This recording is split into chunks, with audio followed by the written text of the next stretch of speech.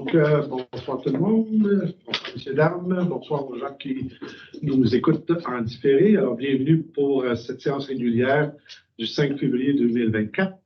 Alors, aujourd'hui, on a quelques points à l'ordre du jour, comme d'habitude, et je profite de l'occasion pour démarrer cette rencontre-là par deux petits points. D'abord, préciser qu'il y a eu des erreurs dans le journal Le Flambeau concernant le calendrier sur les dates qui ont été annoncées, entre autres concernant la collecte des matières résiduelles. Et puis, malheureusement, ces erreurs-là ont été attribuées à la municipalité, ce qui n'est pas le cas. Ce n'est pas la municipalité qui est l'auteur de ce calendrier-là qui est paru dans le Flambeau. Alors, on a demandé au Flambeau qu'il ait au point de correction pour corriger cette situation-là. Et dans l'édition que nous avons reçue aujourd'hui, là, ça ne peut pas sortir. Je tenais à préciser que ce n'est pas une erreur qui provenait de la municipalité. Je tiens à rappeler également que le Flambeau, c'est édité par l'ALSA, la municipalité contribue par l'héritage qu'elle finance. Alors, ceci dit, l'autre nouvelle que je tiens à vous donner, c'est vous rappeler que le 22 février, donc jeudi matin, le 22 février à 9h, c'est la journée, l'avant-midi économique sur l'activité économique à Saint-Alexandre. Alors, on a lancé des invitations à tous ce qui pense, réfléchit, a un intérêt pour l'activité économique de notre municipalité. Alors, on espère avoir beaucoup de gens. Alors, l'idée, c'est d'avoir une réflexion, tout le monde ensemble, sur qu'est-ce qu'on veut, qu'est-ce qu'on souhaiterait pour le développement économique dans notre municipalité en regard, naturellement, du dossier de l'école Saint-Alexandre qui s'en vient dans une couple d'années et en regard également de ce que nous avons actuellement comme commerce industriel ici même à la municipalité.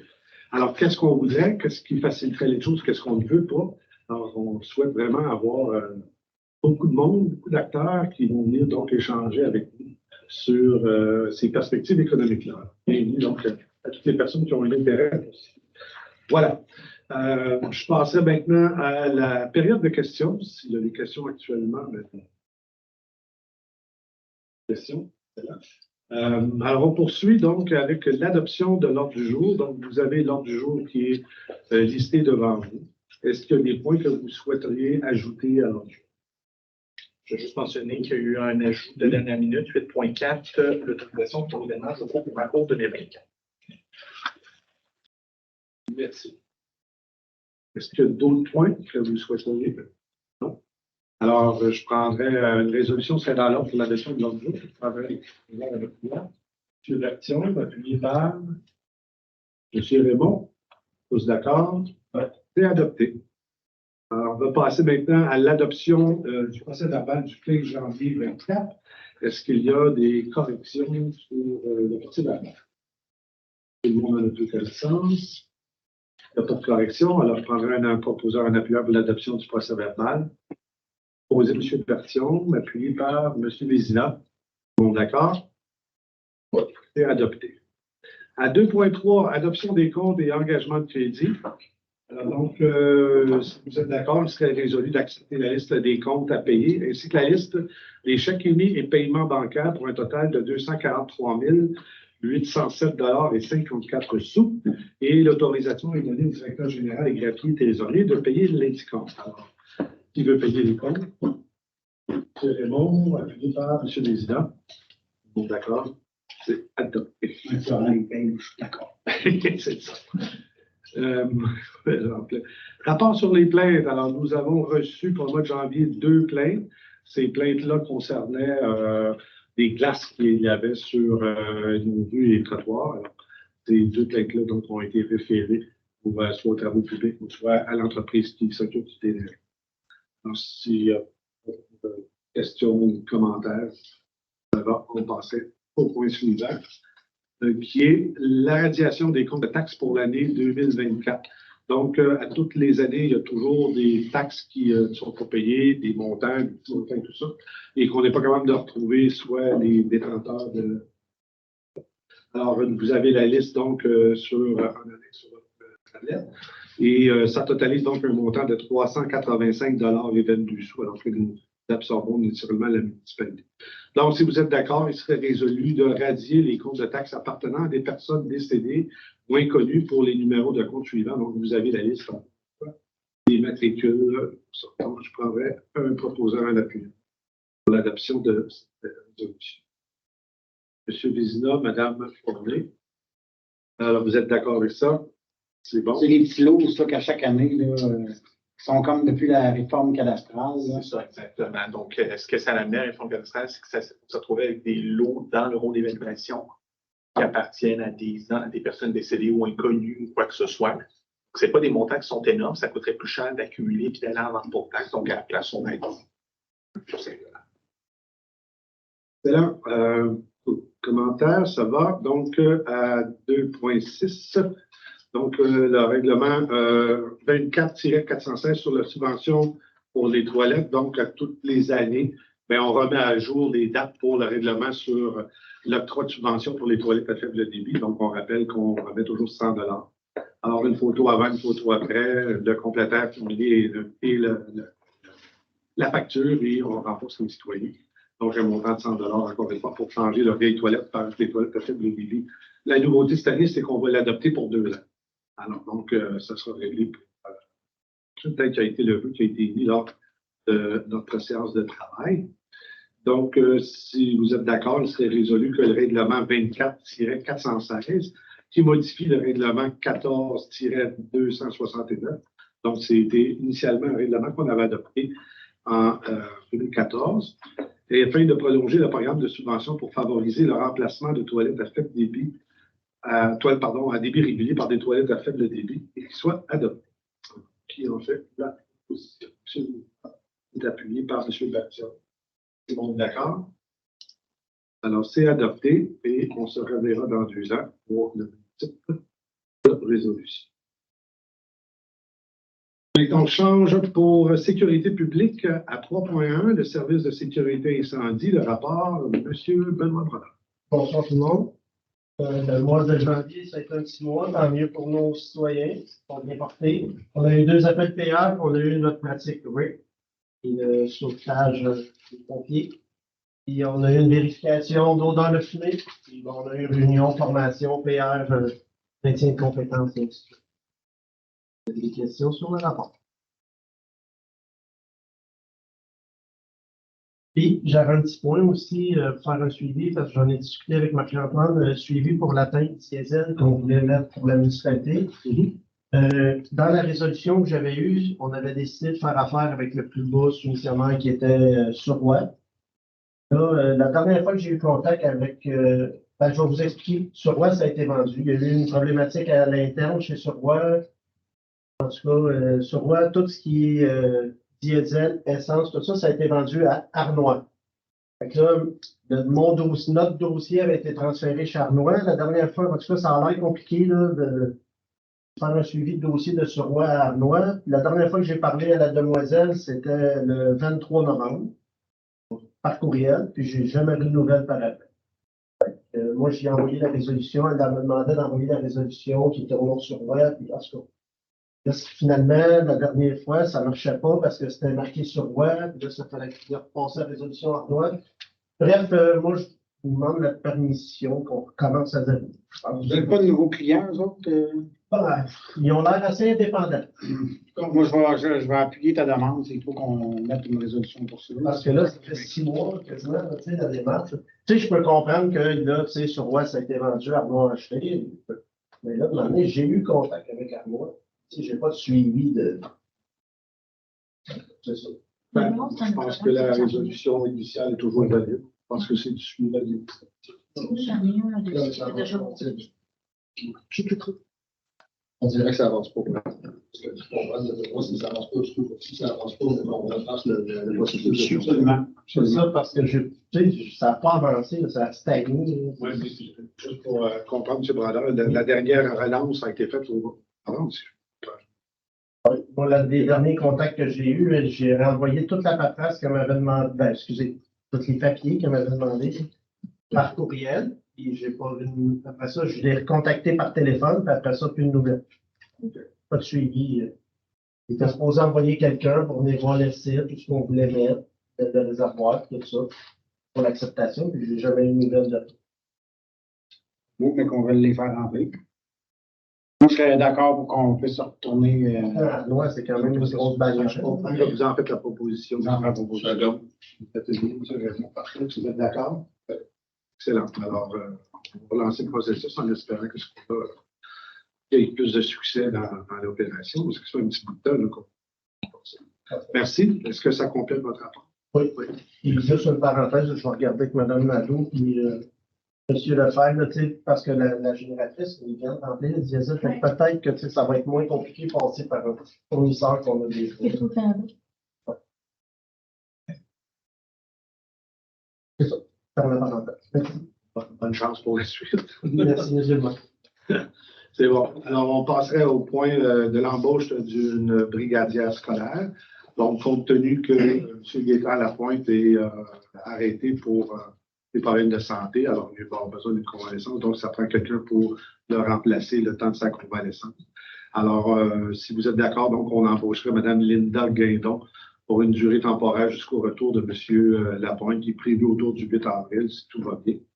Alors, si vous êtes d'accord, donc, il serait résolu d'entériner l'embauche de Mme Linda Guindon à titre de brigadière scolaire jusqu'au retour complet de M. Gaétan Lapointe, brigadier scolaire habituel là, qui est disponible. M. Berthiaume propose, Mme Fournier, vous appuyez, vous êtes d'accord? Oui. C'est adopté. Maintenant, politique de rémunération des pompiers.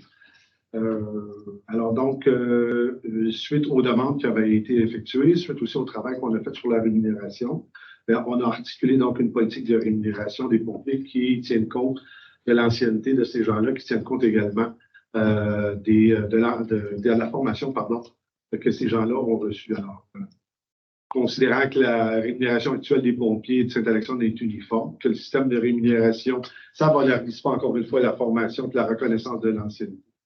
Le comité des ressources humaines a émis une ébauche de politique salariale pour les pompiers volontaires. Alors, il y a eu un gros travail qui a été fait. Merci M. Brodeur, au directeur général, et également un membre du comité des ressources humaines.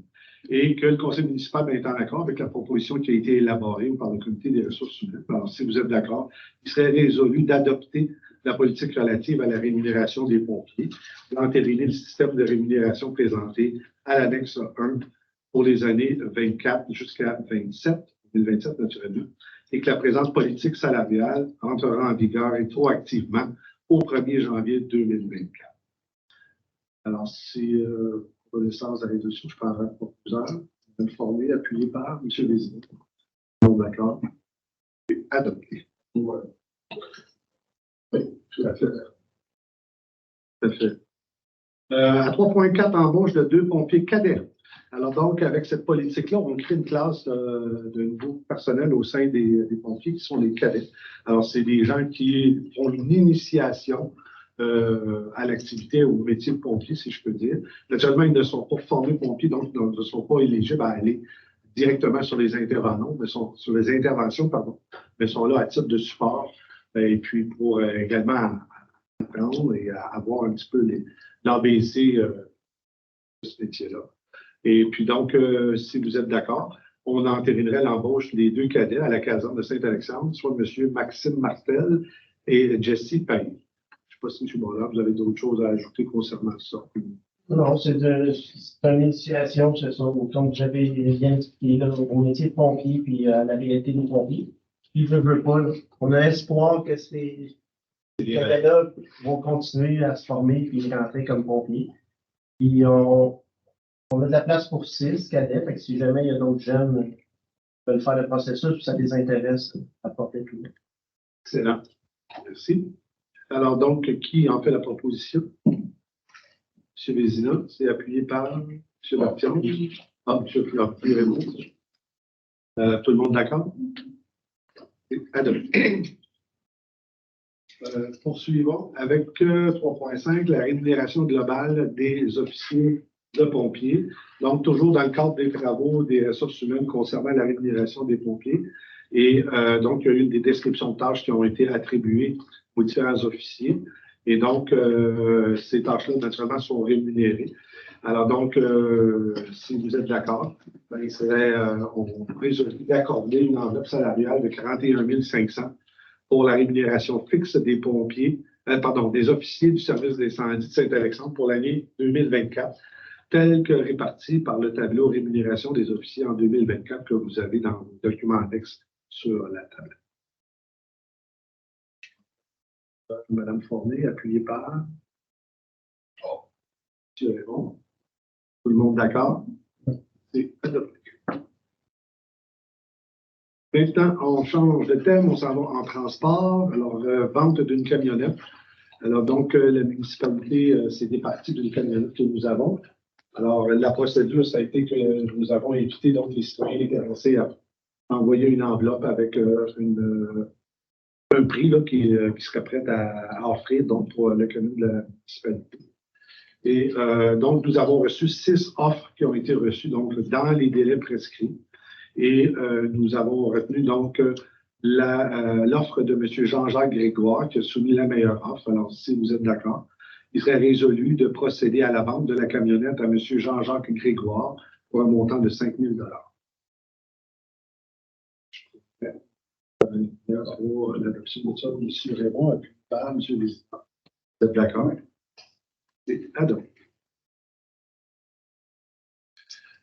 Allons-y maintenant à l'hygiène du milieu. Donc, à 5.1, l'octroi de contrat remplacement de l'entrée électrique et des panneaux électriques de l'usine de traitement d'eau potable. Alors, donc, nous avons envoyé des offres, des soumissions donc, pour ces travaux-là à l'usine d'Aqueduc. Alors, nous avons reçu 2 soumissions.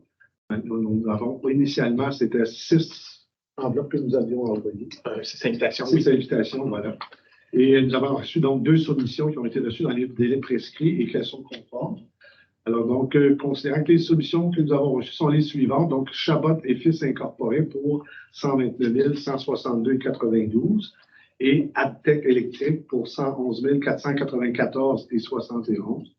Donc, si vous êtes d'accord, il serait résolu que la municipalité de Saint-Alexandre octroie le contrat de procéder aux travaux de remplacement de l'entrée électrique et des panneaux électriques de l'usine de traitement d'eau potable à Adtech Électrique Incorporée pour un montant de 111 494,71 sous, les taxes incluses, et que cet octroi soit conditionnel à ce que Adtech Électrique fournisse une lettre d'engagement de la compagnie à caution à fournir un cautionnement d'exécution et un cautionnement pour le paiement de la main-d'œuvre, des matériaux et des services d'ici le 15 février 2024 pour que le tout soit complet.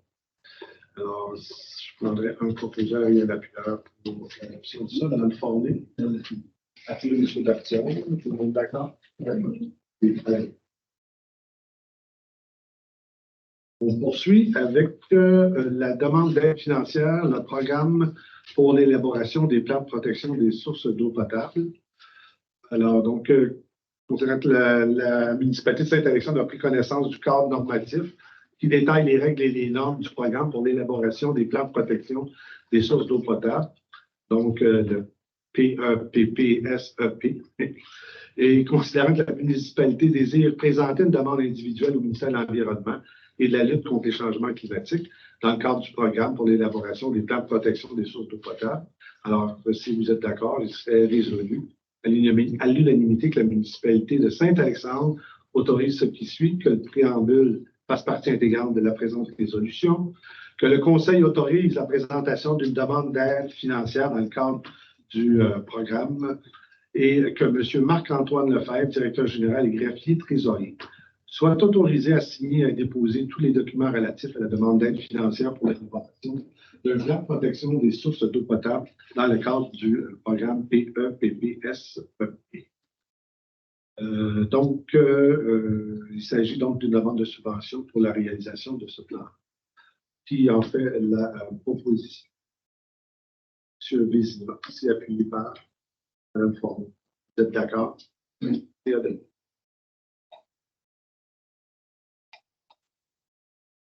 Maintenant, on poursuit à 5.3, caractérisation environnementale de site, la phase 2. Alors donc, on a fait une étude de caractérisation qui venait avec pour le nouveau puits qui se situe près de l'usine d'Aqueduc. Cette caractérisation-là de départ a révélé le fait qu'il y avait un réservoir de carburant diesel qui était attenant donc à la bâtisse. Alors donc, la phase 2, c'est de déterminer si le carburant qui était dans ces réservoirs-là ont contaminé le site. Alors donc, on va donc faire une étude de caractérisation pour s'assurer qu'il n'y a pas eu de contamination de diesel, de carburant diesel dans les nappes phréatiques pour le nouveau puits. Alors, donc, cette étude-là est nécessaire en vue d'obtenir le certificat d'autorisation du ministère de l'Environnement. Alors, on n'a pas le choix d'aller là. Et si on veut procéder à l'implantation de ce fameux nouveau puits-là, que l'on va faire bientôt. Alors, si, encore une fois, si vous êtes d'accord, on serait résolu d'octroyer le mandat de réaliser l'étude de caractérisation environnementale de site, la phase 2, au groupe ABS Incorporé, au montant de 17 500 $ plus les taxes applicables. Question, ben, éclaircissement. C'est qui avait le réservoir à diesel puis la génératrice? Ils vont rentrer par là. Je ne sais pas s'ils vont aller sur plus loin ou. Le réservoir de la nouvelle génératrice, c'est pas lourd. Non, il y a un arbre. Puis un bac de. Parfait, merci. Voilà. Est-ce que j'ai un proposant, un appuyeur pour ça? M. Raymond, appuyé par M. Berthiaume. D'accord.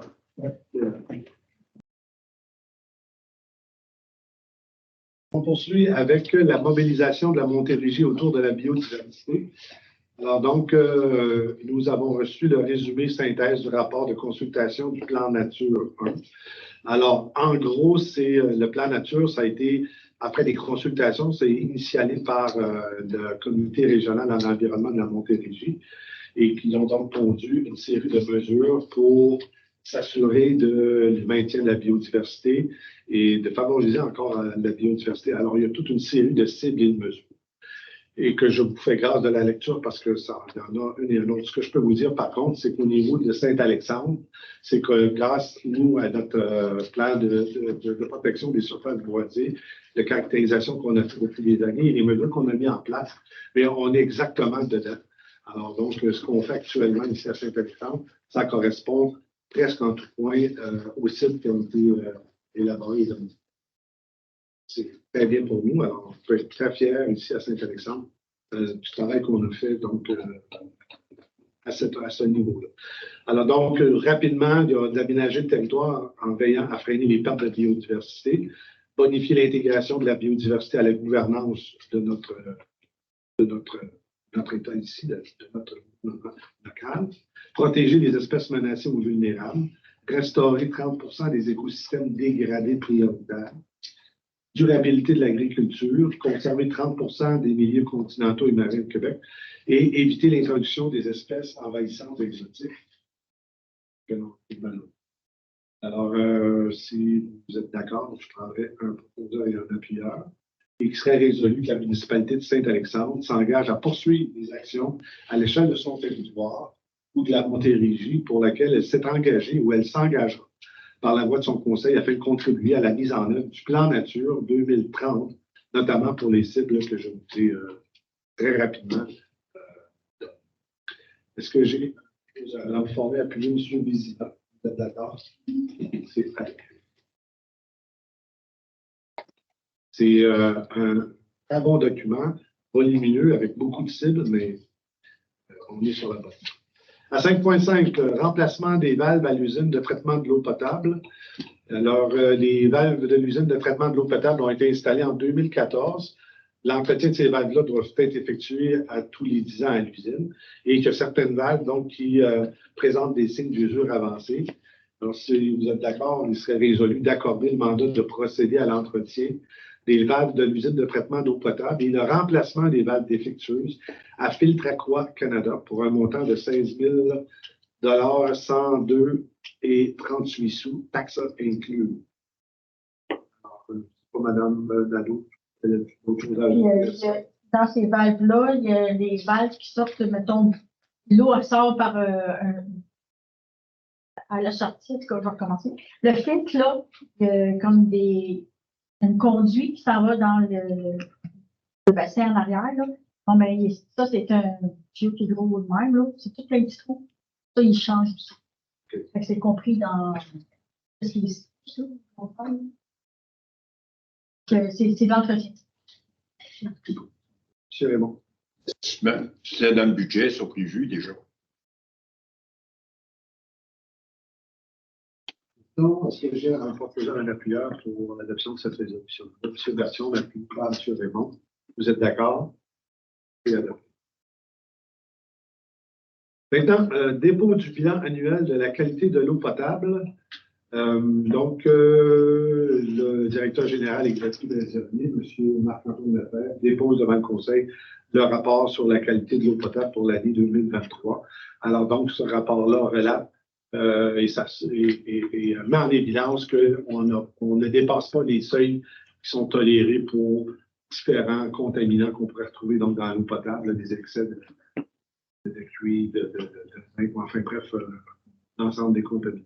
C'est un rapport qui est nécessaire, mais comment dirais-je, un peu moche à prendre connaissance parce qu'il n'y a pas grand-chose de très signifiant dans le sens de très intéressant à lire, à part de dire, on est conforme, on est conforme. Alors, c'est un dépôt simplement de ce rapport. Il n'y a pas de résolution. Maintenant, allons-y pour le point qui est l'aménagement urbanisme et le développement.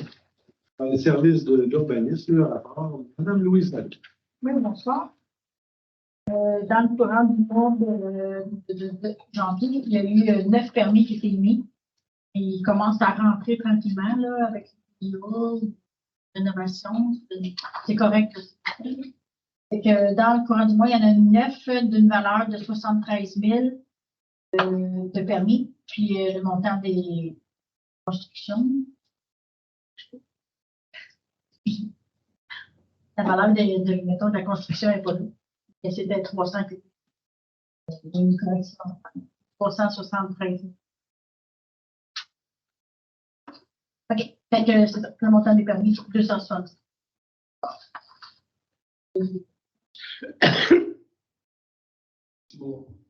Un petit mot. Oui, c'est correct.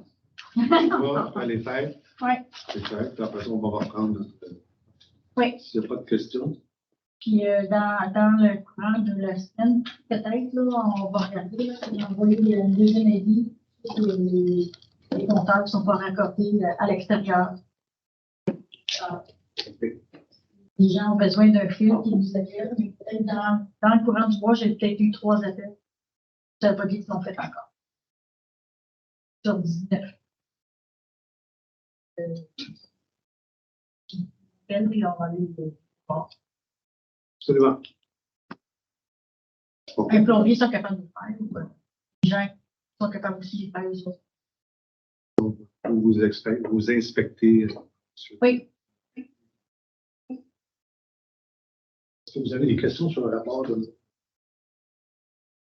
Merci.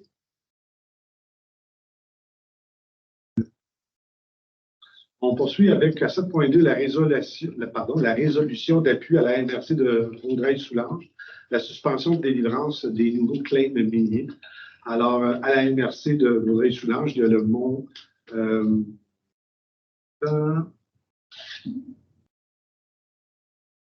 Higo. Merci. Donc, le mont Higo. Et la MRC, donc, cherche des appuis pour éviter qu'il y ait d'autres claims miniers et qu'il y ait des travaux miniers, donc, qui se fait là-bas de prospection minière, parce que la crainte d'affecter les sources d'eau potable et des terrains qui sont là-bas. Alors, donc, la MRC donc, sollicite l'appui des autres MRC et des autres municipalités pour éviter que cela se fasse. Alors, donc, considérant que la municipalité de Saint-Alexandre est sensible aux préoccupations de la MRC de Vaudreuil-Soulanges, si vous êtes d'accord, il serait résolu d'appuyer la résolution 1156-12-2023 de la table de concertation régionale de la Montérégie. Ça a été une position montérégienne. De demander au gouvernement du Québec de protéger de manière permanente le mont Rigaud ainsi que les sites de prélèvement d'eau potable et les zones de recharge de l'aquifère face à l'activité minière. De transmettre copie de la présente résolution à la MRC de Vaudreuil-Soulanges, à la table de concertation régionale de la Montérégie, à la Fédération québécoise des municipalités, à la députée d'Iberville, Mme Audrey Bachmans, à la ministre responsable de la Montérégie, Mme Suzanne Roy, à la ministre des Affaires municipales, Mme André Laforêt, et à la ministre des Ressources naturelles et des Forêts, Mme Mathilde Blanchette-Vézilly. Est-ce que j'ai un proposeur et un appuyeur pour cette proposition? Je pour vous. M. Bertillon m'appuie, Mme Forney. Tout le monde d'accord? Madame. Ensuite, on poursuit avec l'approbation de l'offre de soutien technique en urbanisme de M. Philippe Meunier. Alors, M. Meunier, c'est notre urbaniste qui vient nous supporter dans ce qui est de l'information et de tous les dossiers qui traitent de l'urbanisme. Alors, c'est une résolution classique là, dans le fait qu'on procède à l'achat d'une banque d'heures de 20 heures auprès de M. Meunier et associés, afin d'assister le département d'urbanisme dans l'élaboration de la réglementation et l'interprétation de celle-ci pour un montant de 2 000 plus les taxes applicables. Je rappelle que si les heures ne sont pas toutes utilisées dans l'année, elles sont donc transmissibles donc, à l'année suivante. Alors, donc, si vous êtes d'accord, je prendrai un proposeur, un appuyeur pour l'adoption de cette résolution. Vous êtes d'accord? Alors. Ensuite, à 7.5, le PIA 2024-01. Oui, c'est le point 4. Oh, pardon. Excusez-moi, 7.4. Donc, la nomination des membres citoyens du comité consultatif. Alors, il y a 4 personnes qui siègent au comité consultatif d'urbanisme et ils reviennent en élection aux 2 ans. Alors, donc, il serait dû donc, pour le renouvellement de mandat de 2 membres citoyens, soit messieurs Maxime Bourgeois et René Bessette. Donc, pour un terme de 2 ans au sein du comité consultatif d'urbanisme. Je rappelle que quand les gens sont d'accord, bien, à ce moment-là, si le conseil naturellement entérine, ils sont renouvelés automatiquement. Si les gens désirent ne pas renouveler leur mandat, parce qu'on va chercher donc dans la banque pour les gens qui seraient intéressés à siéger sur le comité consultatif. Alors, qui en fait la proposition? Mme Fornet, appuyée, M. Raymond. Tout le monde d'accord? C'est adopté. Maintenant, on va y arriver au 7.5 au PIA 2024-01, situé au 1227 rue du Bonheur. Alors, donc, c'est pour une construction neuve. Ces demandeurs, c'est messieurs Martin Lalonde et Xavier Lalonde. Alors, le lot, 6 464 349. Et c'est encore une fois sur la rue du Bonheur. Alors, donc, la demande d'approbation du plan d'implantation et d'intégration architecturale, le PIA, pour l'obtention d'un permis de construction pour une nouvelle construction résidentielle. Ce terrain-là, c'est une subdivision, donc qui va être bâti si autorisé donc cette demande. Le projet est assujetti à l'approbation du règlement sur les PIA en fonction des objectifs et critères applicables aux travaux de construction ou d'amélioration d'un bâtiment en périmètre urbain. Et vous lui dites qu'il faut que je me retire dessus ce point-là. D'accord. Donc, ce bâtiment-là rencontre tous les critères qui sont insérés dans la politique d'intégration des implantations architecturales. Alors, autant au niveau des matériaux, au niveau des couleurs, au niveau de l'architecture. Tout cela est très conforme. Alors, c'est sans hésitation que le comité consultatif d'urbanisme recommande au Conseil l'adoption de la demande de PIA pour l'obtention d'un permis de construction pour cette phase. Alors, je prendrai donc un proposeur, un appuyeur pour l'adoption de cette proposition. Madame Fornet, appuyée par M. le Président. Donc, vous êtes d'accord? C'est adopté. Alors, vous retrouvez votre droit de parole, M. Raymond. Donc, à 7.6, demande de don, bourse jeune agricultrice, jeune agriculteur de l'année. Alors, la municipalité de Saint-Alexandre a reçu une demande de la part de la Chambre de commerce. Alors, c'est un classique qui revient encore une fois à tous les ans. Dans le cadre de son gala pour l'excellence, donc un prix qui est remis aux jeunes agriculteurs, jeunes agricultrices de l'année. La demande, naturellement, c'est un don pour le prix. Et considérant que la municipalité de Saint-Alexandre, comme vous le savez, c'est une municipalité agricole, son territoire à 98% est considéré agricole. Alors, si vous êtes d'accord, il serait résolu que la municipalité de Saint-Alexandre fasse un don de 500 $ pour le prix jeune agriculteur agricultrice de l'année lors du prochain gala de l'excellence de la Chambre de commerce et de l'industrie du Haut-Chute. Je prendrai un proposeur, un appuyeur pour l'adoption de cette résolution, M. Vézina. Oui, appuyé par M. Raymond. Tout le monde d'accord? Il est adopté. 7.7, date pour les ventes débarras. Alors donc, Donc, c'est de fixer donc les dates des ventes débarras. Et ils ont lieu 2 fois par année, donc au printemps et à la fin de l'été. Alors, donc, les ventes débarras seraient prévues le 25 et 26 mai 2024. Et ils seraient remises à la semaine suivante si la pluie nous empêche de tenir cet événement-là. Et que les ventes débarras prévues le 24 et le 25 août 2024 soient remises à la fin de semaine suivante, naturellement pour les mêmes raisons, si le climat ne collabore pas avec nous. Alors donc, la municipalité doit informer la population des dates précises de ces ventes débarras qui sont toujours très courtes. Alors, il serait résolu, si vous êtes d'accord, que les ventes débarras soient autorisées pour les fins de semaine du 25 et 26 mai 2024 et 24 et 25 août 2024. Et que les ventes débarras, encore une fois prévues pour ces dates, soient remises à la fin de semaine suivante, si encore une fois la température n'est pas clémente.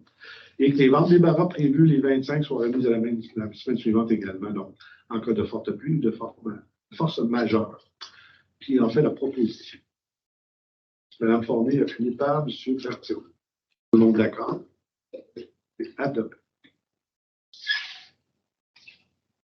Maintenant, le nouveau point 8.4, autorisation du trajet pour l'événement Je cours pour ma cour 2024. Donc, en document annexe, vous avez les parcours qui sont là, qui sont les mêmes que ceux qui ont été 8.1. Excusez-moi.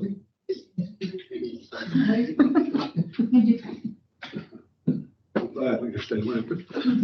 Excusez-moi. Oui, 8.1 dans loisirs et culture, service des loisirs, culture et communication. Dépôt du rapport. Je suis un peu nerveux parce que j'ai un gros événement demain que je pense que ça vient me perturber un peu.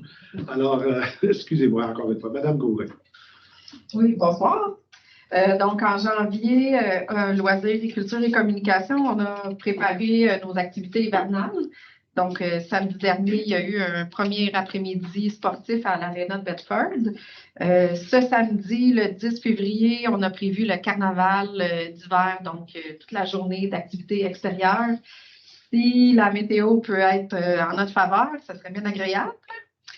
On a travaillé aussi au camp de jour. On a débuté là, la préparation de la saison 2024. On est en période de recrutement pour former l'équipe d'animation.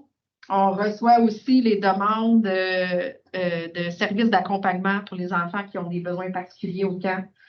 Donc, on accepte les demandes jusqu'au 18 février.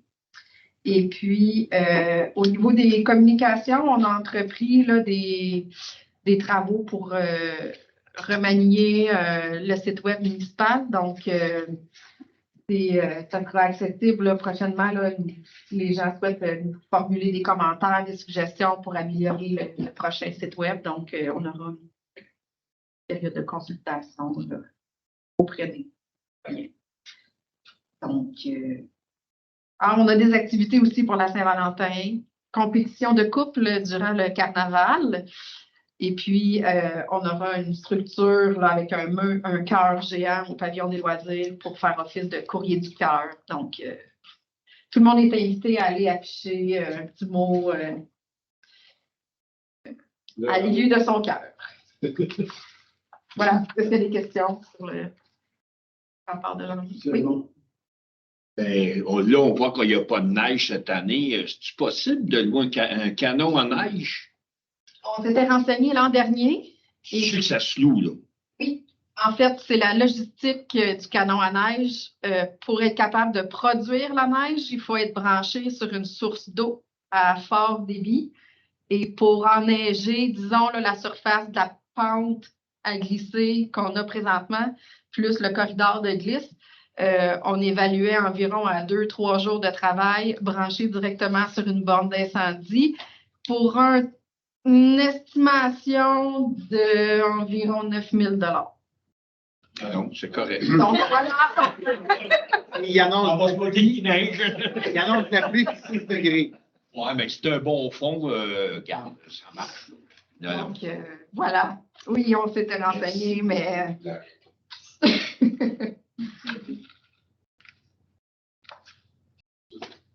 J'avais glissé un mot au chef-pompier à un moment donné, voir s'il y a moyen avec les camions, des fois, avec les jets très, très fins, de faire quelque chose. Mais encore une fois, il faut, à supposer que ça soit possible, deuxième élément, c'est pour que la température soit sur notre bord. Ce n'est pas le cas. En actuel, c'est Guéry, si c'est Tout à fait. Lequel, c'est les- Non, c'est malheureux, c'est vraiment malheureux. C'est vraiment les hivers vraiment plates là, pour tout ce qui est activité extérieure, puis pour nos jeunes et tout ça. Là, pas de contrôle là-dessus. Est-ce que vous avez des commentaires ou des questions pour Mme Gauvin?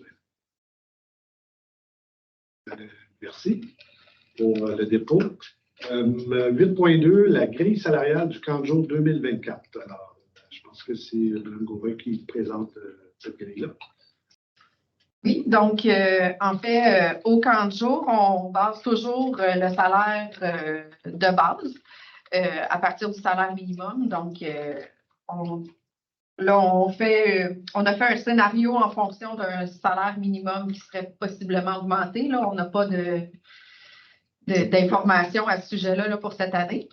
Donc, le salaire de base au camp de jour serait aux alentours de...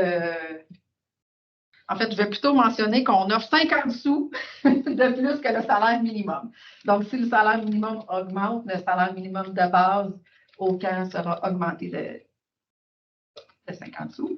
Et puis, on a des primes d'ancienneté là, par tranche 1 année, 2 années, 3 années, qui sont de l'ancienneté au camp de jour ici même à Saint-Alexandre. On a aussi une prime pour le titulaire du poste de chef de camp. Donc, avec les prévisions qui ont été mises au budget 2024, avec l'ajustement de ces salaires-là, on pourrait possiblement se permettre le salaire d'un 7e animateur cette année. Donc, Ça complète. Donc, salaire minimum augmenté de 50 sous de l'heure.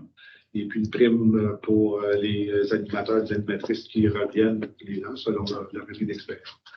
Alors, on va espérer que. Est-ce qu'on a des indications si on a des gens qui reviennent cet été? Oui, on a déjà reçu là, de l'information comme quoi on aurait 3 animateurs l'an dernier là, qui ont de l'intérêt à revenir. On suit. Excellent. C'est bon signe, ça veut dire qu'on offre des bonnes conditions de travail. Oui. Excellent. Donc, ben voilà, c'est la présentation. Donc.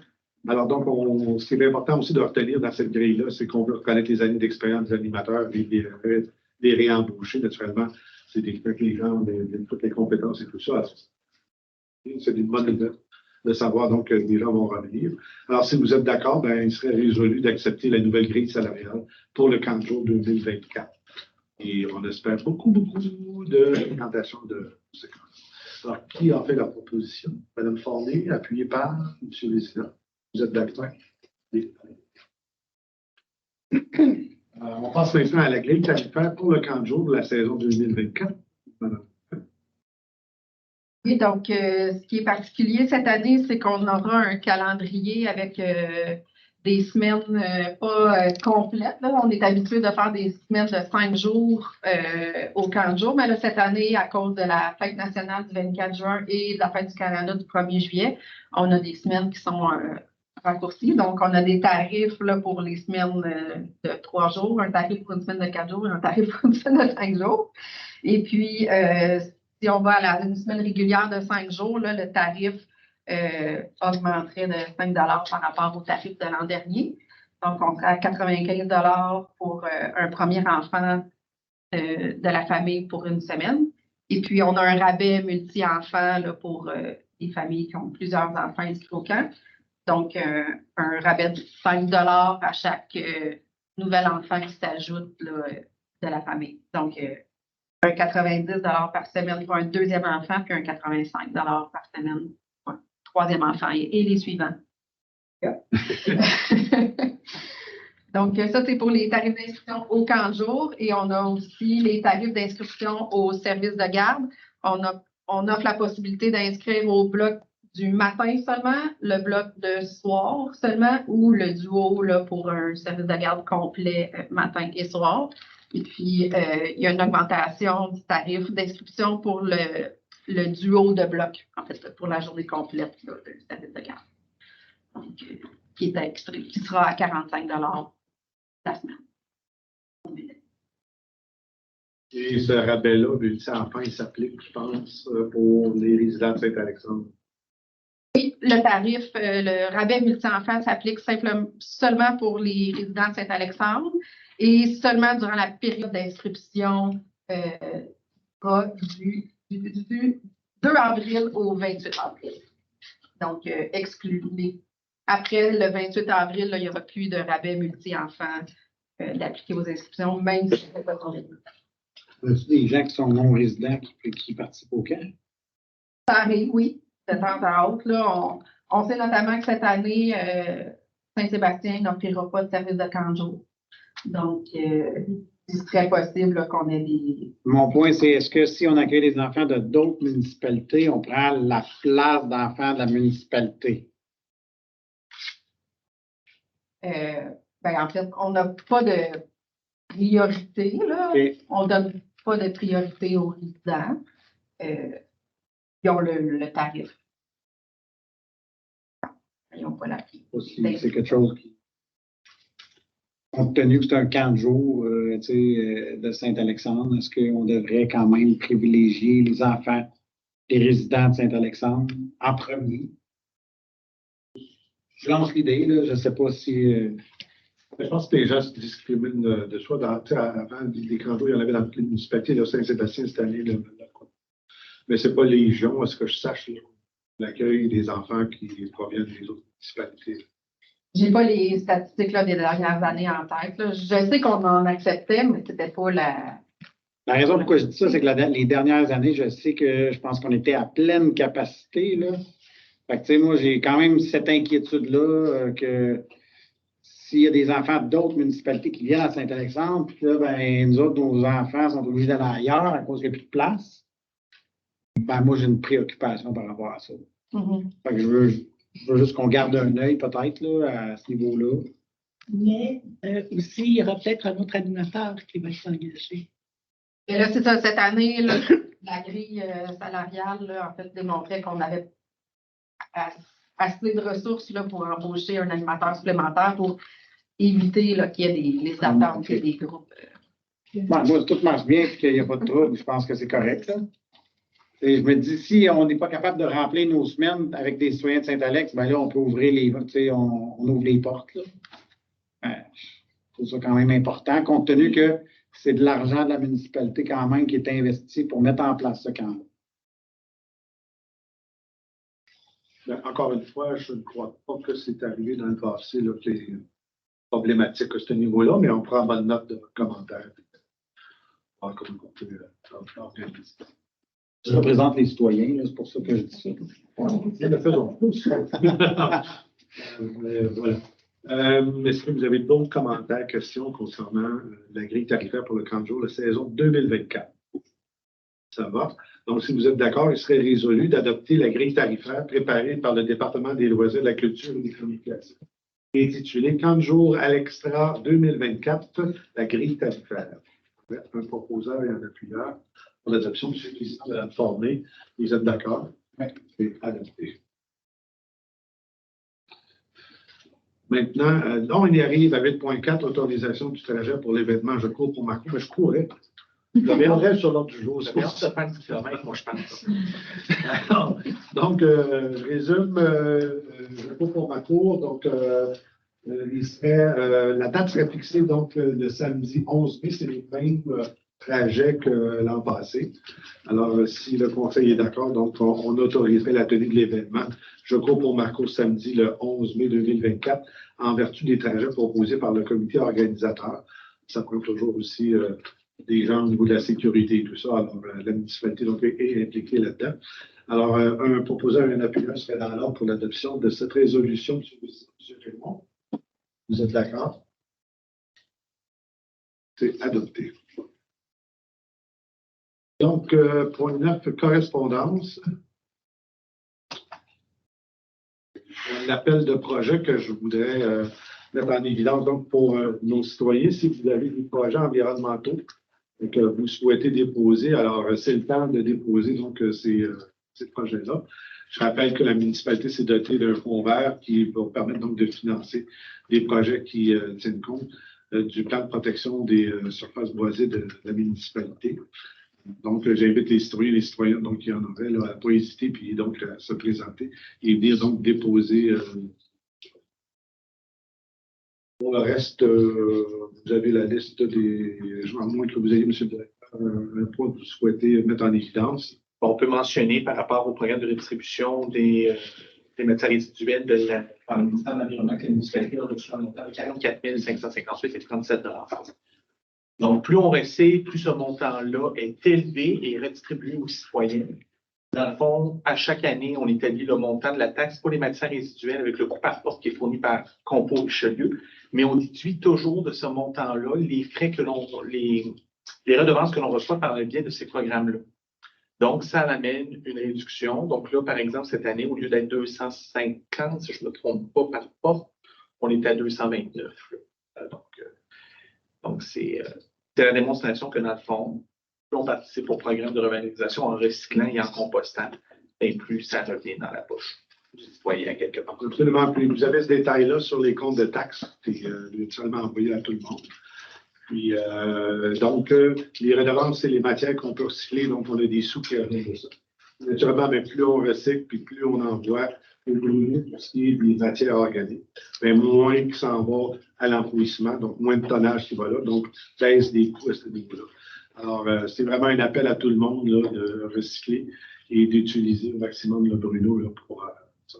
D'ailleurs, notre usine qui est actuellement en fonction, qui a commencé son fonctionnement dans le secteur Iberville, à Iberville, là, sur.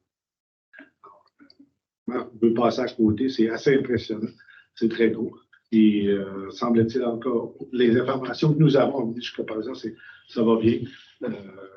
Tout est dans l'ordre, alors on devrait sortir plusieurs tonnes de compost là, au bout d'une année d'opération. Et la MRC du Haut-Richelieu là-dedans, la MRC des Jardins de Pierreville également, et là. Et on a également tout ce qui est feuilles et arbres, déchiquetage d'arbres qui proviennent de Longueuil, parce que c'est une usine de méthanisation. Alors, ils ne peuvent pas prendre ces types de matières-là. Alors, ils sont envoyés donc à l'usine initiale. Alors, j'ai bien hâte de pouvoir distribuer les premiers pelletés de compost à nos concitoyens, puis également au secteur. Est-ce que vous avez des questions sur ça? C'est bon. Merci. Alors, donc, au point 10, affaires diverses, est-ce qu'il y a des éléments que vous souhaitez voir traités par le Conseil? Point 11, retour des comités. Alors, je vais commencer par M. Berthiaume. Rien de nouveau, je n'ai pas eu de comité de mon côté depuis le 15 juin. Très bien. Moi aussi. On en a prochainement, là. On n'est pas là. Madame Fournier. On va se rencontrer le 26 février pour l'environnement.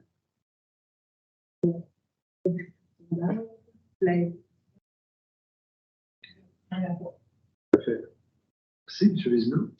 Il y a une rencontre de l'ONH.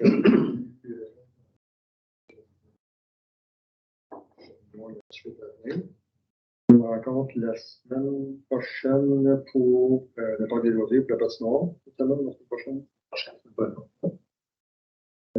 Ceci, on a travaillé fort. L'équipe des ressources humaines, puis on a travaillé fort sur les conditions salariales, sur le travail. Puis après ça, le comité de la soirée des bénévoles, l'événement va avoir lieu le 23 mars cette année. Puis on travaille fort là-dessus. Il y avait l'événement encore comme chaque année. C'est le 23 mars pour les bénévoles qui n'ont pas encore fait leur inscription sur le site de Cédina de faire pour pouvoir avoir l'information aux organismes, pour avoir les noms des gens. On espère beaucoup de monde. Parce que c'est un bel événement, belle occasion donc, pour souligner le travail des bénévoles. Et comme vous le savez, les bénévoles, il y en a de moins en moins. Alors, ceux que nous avons, on tient à les garder. Alors, c'est le pas de fois souligner par une petite fête et un bon repas, le travail que ces gens-là effectuent. Puis, dans une municipalité comme la nôtre, les bénévoles, c'est très important parce que naturellement, on ne peut pas tous payer tous les services. Donc, c'est là que l'importance des bénévoles pour être capable d'appuyer les efforts pour que ce soit loisir, que ce soit toutes les activités que vous pouvez penser, imaginer, qui sont élaborées par le service des loisirs et qui prend de la main-d'œuvre pour les réaliser. Donc, une belle soirée, puis c'est vraiment bien de pouvoir souligner les efforts de ces gens-là. Merci, monsieur. Là, ça complète. Oui. Alors, donc, on passerait maintenant au point 12, qui est la période des questions. Est-ce qu'il y a des questions que vous souhaitez poser? M. Boisdard. Deux questions. La première question, c'est pour le point 5.6, le dépôt du bilan annuel à qualité de jour. Ça, c'est une firme externe qui fait ça. C'est qui fait ça? Qui fait les tests aussi? Oui, ça fait des choses. OK. Culture personnelle. Après ça, pour le carnaval, est-ce que vous avez un plan B s'il pleut ou tout ça? Ou les gens, on le confirme aujourd'hui que ça va avoir lieu? Ben, on est en train d'évaluer, là, selon les. On se laisse encore quelques jours pour voir si les conditions météo là, pourraient évoluer dans un meilleur sens. Et puis voir aussi s'il y a des activités qu'on pourrait déplacer, soit à l'intérieur. Est-ce que l'événement pourrait être reporté carrément un autre samedi? En fait, c'est que là, au niveau des fournisseurs, il y a compliqué. Oui, c'est ça. Il n'y aurait pas. Certaines activités pourraient possiblement être reportées, mais l'événement dans son entièreté, non. Important. Très bien. Est-ce qu'il y a d'autres questions? Bon. Alors, donc, on passera maintenant au point 13, qui est la clôture de la séance. Alors, qui propose la clôture de la séance? Madame Forné. Merci de votre présence. Merci aux gens qui nous regardent, qui nous écoutent. Et puis, on se revoit naturellement à la prochaine séance ordinaire au mois de mars. D'ici là, portez-nous bien et espérons de la neige. On puisse s'amuser dehors avec les enfants. Bonsoir tout le monde.